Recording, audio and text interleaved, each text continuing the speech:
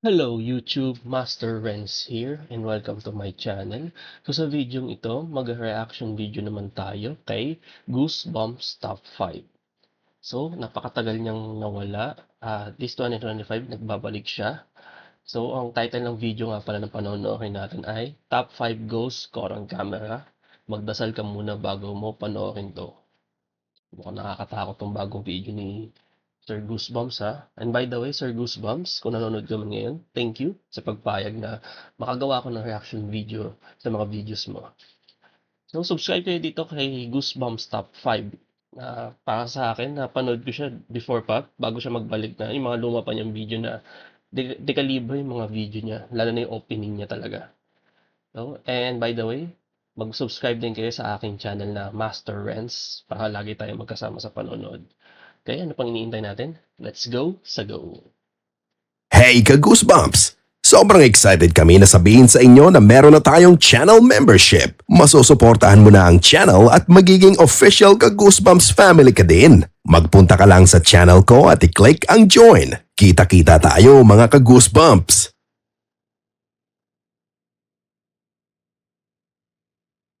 Mag-join kayo sa channel niya na dinig nyo para may membership pala.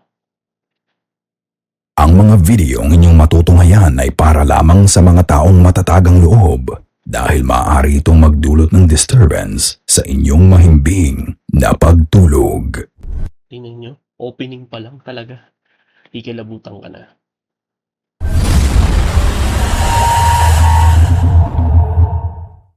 Top 5 Ghosts Caught on Tape. Underwater Scream. Si Brianna ay isang avid free diver na nagpupunta sa iba't ibang lugar ng mundo para bisitahin ang mga magagandang diving spots. Vinivideo niya ang kanyang diving sessions at ito ay ina-upload niya sa kanyang TikTok. Isang beses sa Florida habang siya ay sumisisid sa ilalim ng dagat para puntahan ng isang wreckage ng barkong lumubog dito.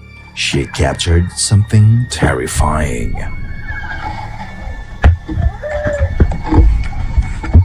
Yung boses.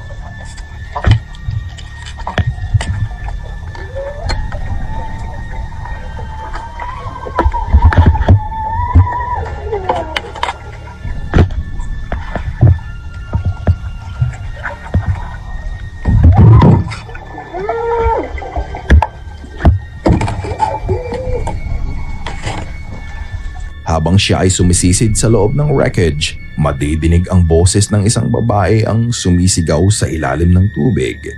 This is the type of scream kapag desperado ka ng makahinga. Na-record kaya niya ang huling sigaw ng babaeng namatay sa dagat na yon? Ayon kay Brianna, wala naman siyang nadinig na kahit anong boses habang siya ay nasa ilalim ng tubig.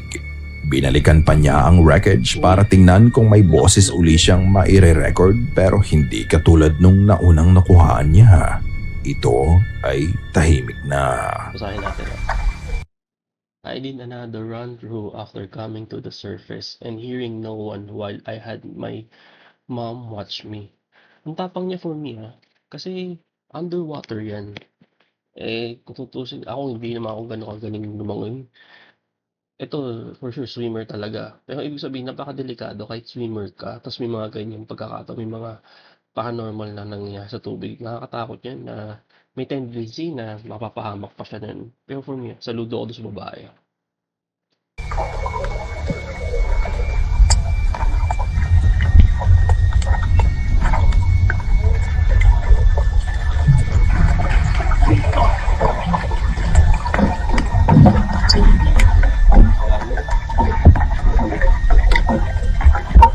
May mga nagsasabing voice-over lang ang video niya, and to prove them wrong, pinili niya ang actual video na in-upload niya sa mismong GoPro niya.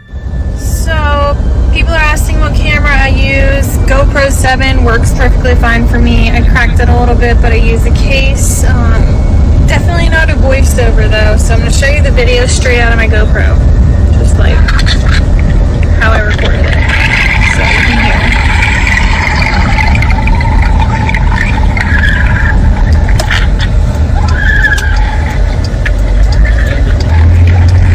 Ayan may GoPro na siya. So, ibig sabihin may proof na talaga na hindi fake yung nakunan niyang o na-record na boses do sa una niyang video. GoPro na yan.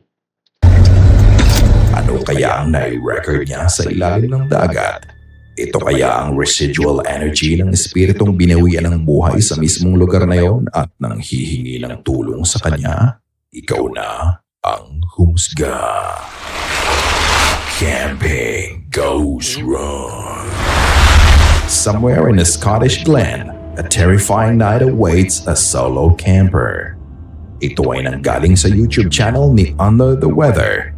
Siya ay isang armchair survivalist, kaya pinapakita niya sa kanyang videos ang mga survival skills na meron siya. It was just an ordinary camping. Nagsimula siya sa pagsiset-up ng tent niya. Then he prepared his dinner at matapos niyang kumain, he calls the night. Stuffed. That's pretty good. Yeah, amateur hour really with the wings. I put them on, get that flame grilled taste. Instead of waiting for the coals, but had to be done. I'm just going to be inside the tent tonight because it is soaking outside. It's not raining, but it's just mud everywhere. And I don't know if you can even hear me because that's the waterfall going constantly. So that's the soundtrack for the night. Right, I think that's me ready to settle in. Trying out the new bag, which is pretty cozy. I think I'm actually going to be too hot. That's about it. So, let's see. God, I'm lost already.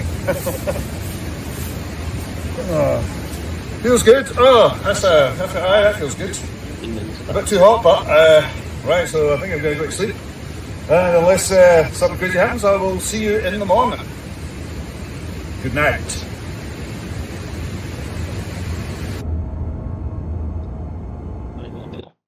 At around 3 a.m., I was awoken by what sounded like laughing and grunting. Oh, naku, patay. Hello? Hello?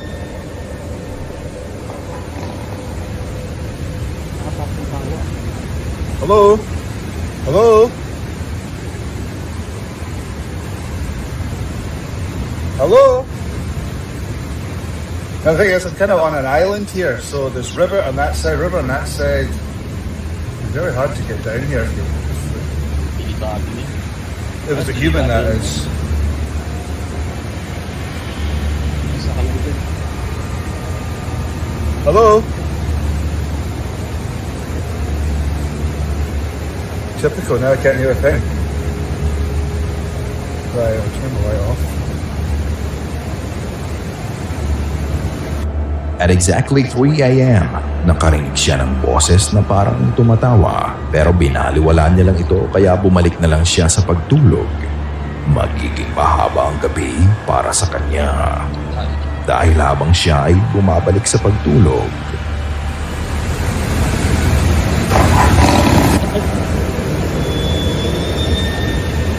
Ungol. Ungol na, hindi natawa. Yun ang nakakatakot. Ungol na. I've got a knife in here. I've got a knife. I've got a knife.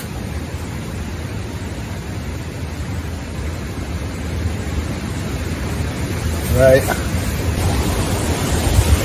Well, that definitely sounded like somebody there. But, come in here. Every time I come out, it's empty. Unless they're coming out the fucking river. I don't even think. No, because as I said, I'm basically on an island, so there's no way that anyone could actually get it. Jesus Christ! Hello? Hello? Ang lakas ng loob niya, ha?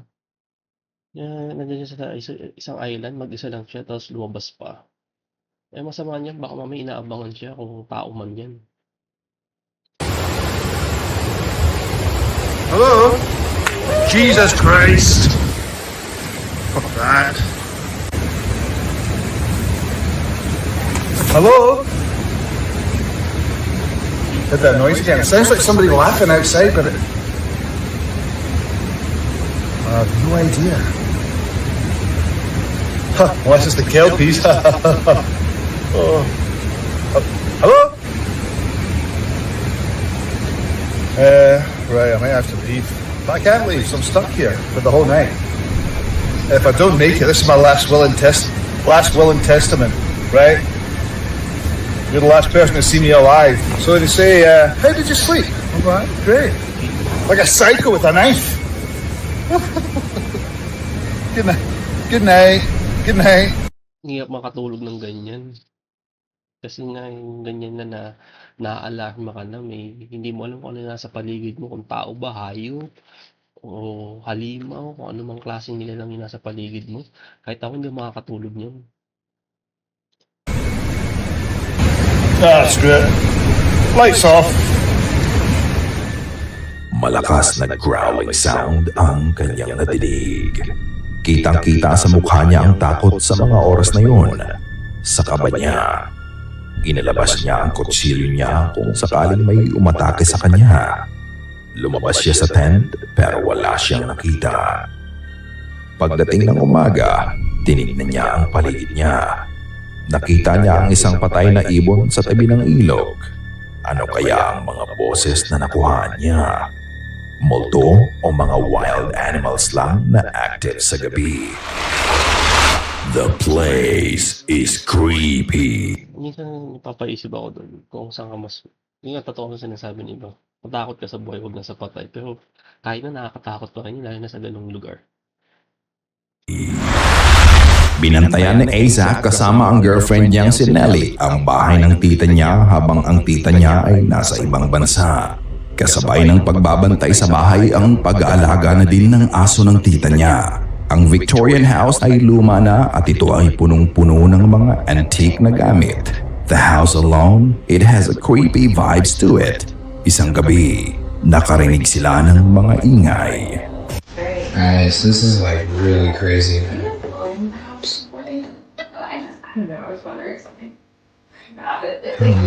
What the sound?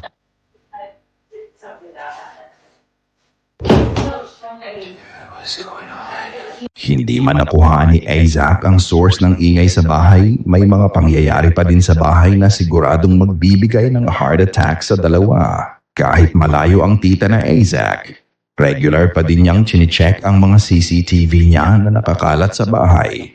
Isang araw, may pinadalang video ang tita niya na nagpatayo sa buhok nila.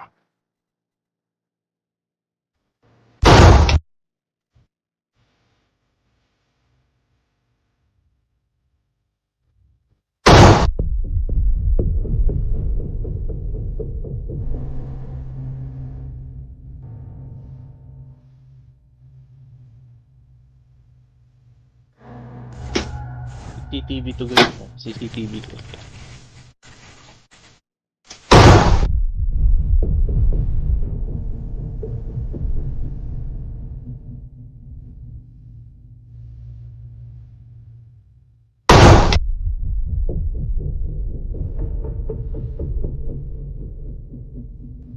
Aggressive yung ano. Uy! Ala! Uy! Ala, gagi.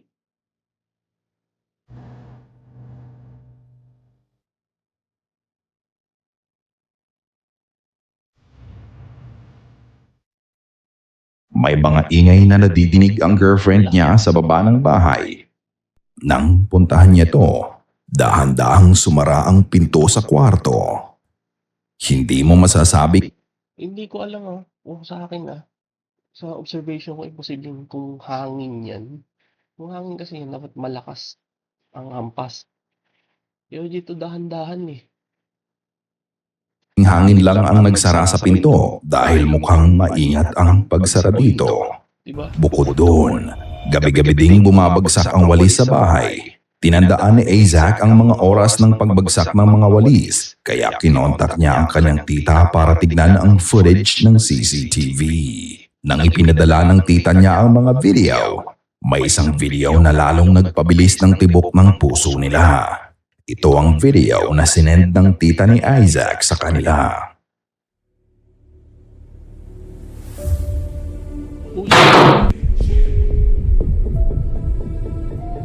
Teka lang. Time out lang po, time out. Ano ko na yung bintana ko. Dali lang.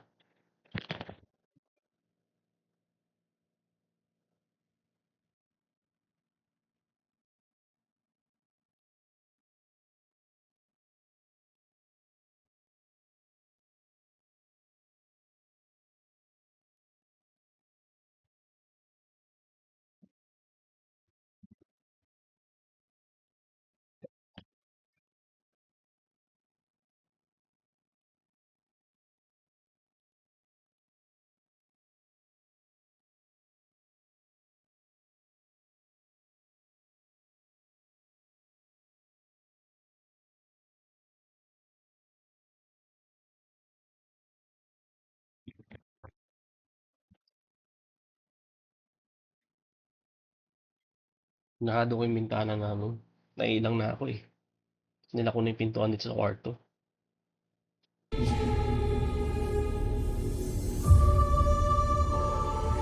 Uy! Hala! Nakita nyo?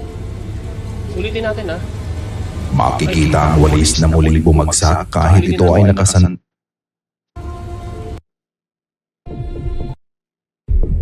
Tingnan nyo to ah.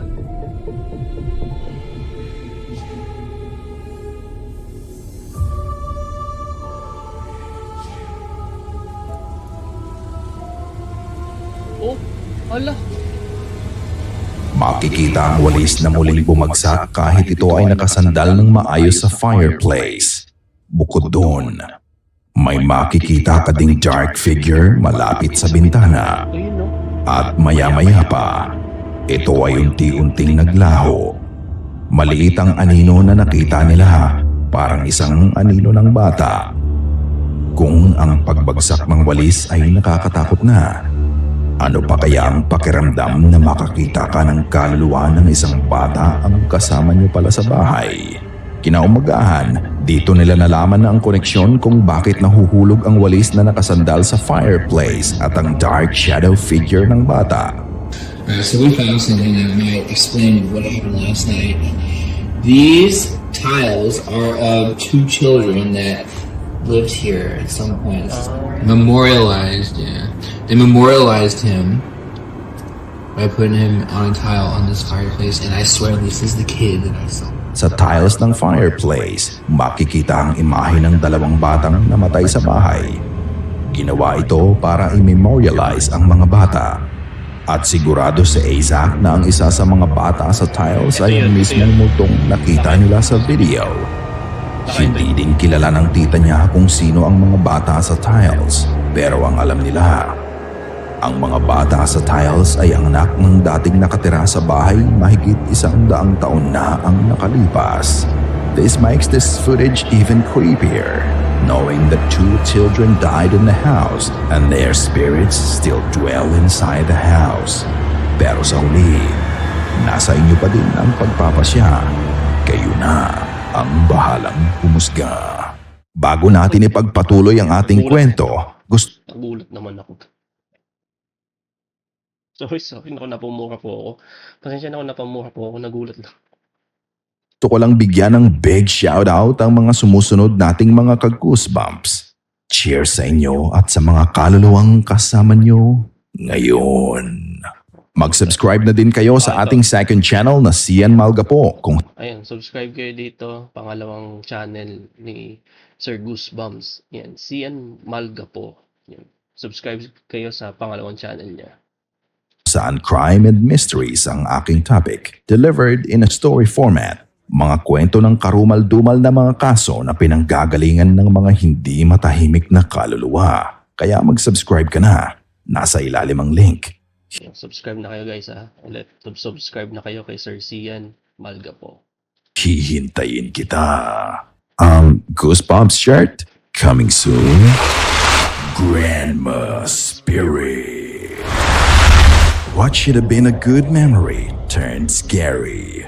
Isang buwan matapos mamatay ang nanay ni Amanda, nakita niya ang kanyang anak na inaakap at kinakausap ang urn ng kanyang namayapang lola. She found it cute in the beginning.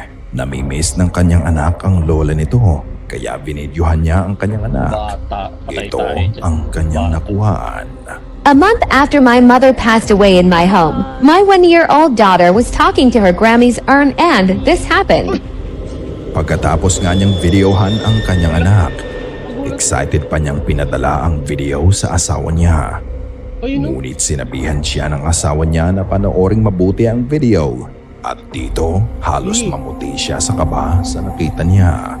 Isang maitim na anino ang dumaan sa harap mismo ng camera niya. Wala itong visible features, parang Ano to eh? Teka lang. buong katawan na binalutan ng itim na belo. Sobrang natakot siya dahil alam niyang hindi magpapakita ang nanay niya bilang isang multo. So, is it a ghost or is it something else? Siguro kung multo man yun ng nanay or ng lola ng baby. Kasi by sa story, close yung baby. Kahit naman saan nga, yung lola, close nila sa mga apo nila. Kasi syempre natutuwa sila. Kahit nung time ko, nung maliit pa ako, yung lola ko nun, lagi din akong inaano ni lola nun. So, yun, kumbaga, mas tingin ko lang for me, kung sana yung nagpakamdam na to, yung lola na lang niya nung baby or nanay, Amanda ba yun? Amanda. Kasi kung something else yan, naku, delikado. Kailangan na magtawag ng paki dyan. Kayo na ang humusga. Toy Balloon. Binigyan ng isang ina ang anak niya ng Elmo Balloon. Pero ang lobo na ito ay parang may sariling isip. Simula nang bilhin nila ang lobo, nagkaroon na ng mga strange activities sa bahay niya. Pinaniniwalaan ng pamilya na merong dark energy sa basement nila at ang lobo ay konektado sa dark energy na nasa basement. Gumagalaw ang lobo ng mag-isa, ngunit kapag ito ay nasa harapan na ng pinto, ang paggalaw ng lobo ay kusa na lang ding hihinto. Parang sinasabi sa mga nakatira na puntahan niyo ang basement. Parang may sariling buhay ah.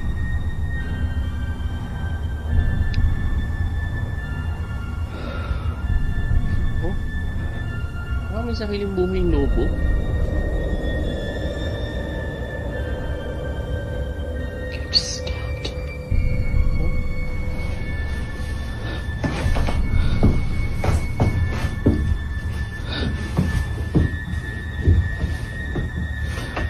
Tuwing gagalaw ang Elmo Balloon na yun, bigla na lang magre-react ang mga alaga nilang hayop.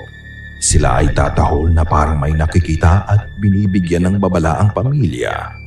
Kung ang paggalaw ng lobo papunta sa pintuan ng basement ay kakaiba na, mas nakakatakot ang sumunod nitong ginawa. Uy! Hey! Akyat? Quiet! Grabe. Quiet! Akyat. Iba na to. Oh! Wala! Oh!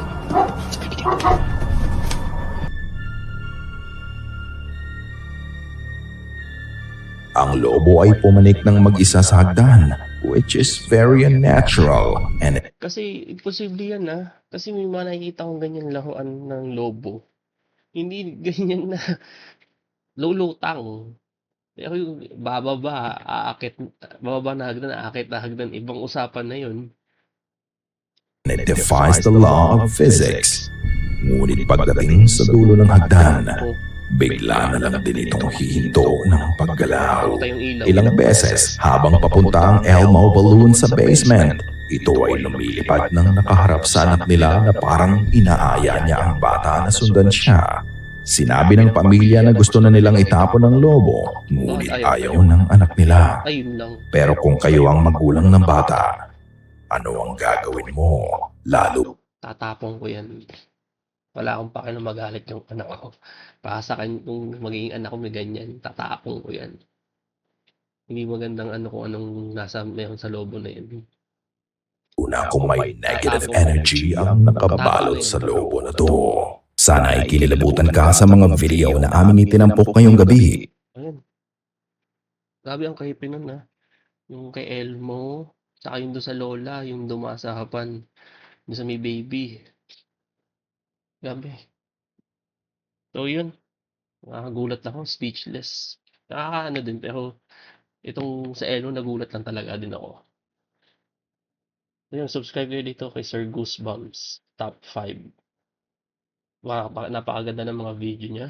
Saka syempre, subscribe kayo sa akin channel na Master Renz para lagi po tayo magkasama sa panonood. Okay, salamat po. Ingat po kayo palagi.